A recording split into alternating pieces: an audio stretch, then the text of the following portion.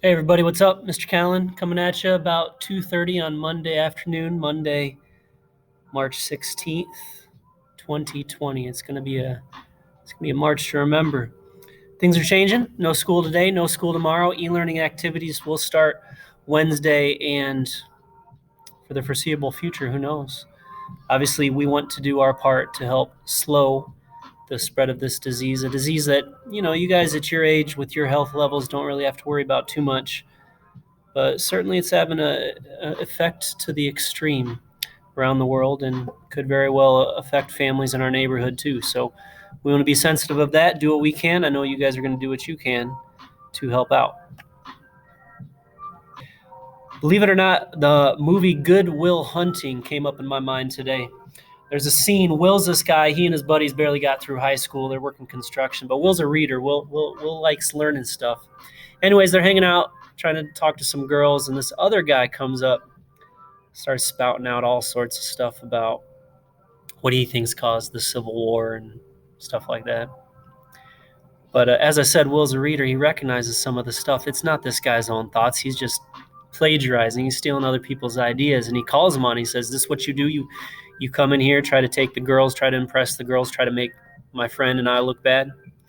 And this is the quote that he got. So he says something like, "Because if that's the case, you just wasted $150,000 on an education you could have paid for $1.50 of late fines at the library." Love that quote because it really talks about what you can do with your education, with your life.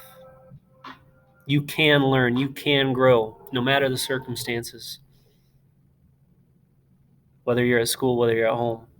So listen, I've been reading a book called Rhythm of Life by Matthew Kelly.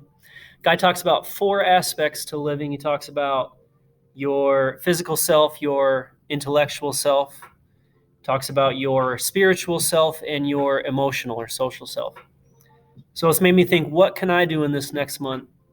Stuck at home a little bit too much to be a better person. Now, physically, I already eat pretty good, but I'm not going to be having the weight room here at school to help me work out. So I'm just going to have to get out, go running a little more, still eat right, maybe do some extra push-ups, sit-ups, whatever it takes.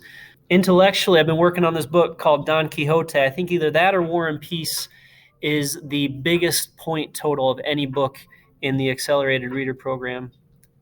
I already got War and Peace done a few years back. I want to get to Don Quixote. I'm going to read a math teaching book, and gotta have some fun every now and then. Calvin and Hobbes, Attack of the Deranged Mutant Killers, Monster Snow Goons.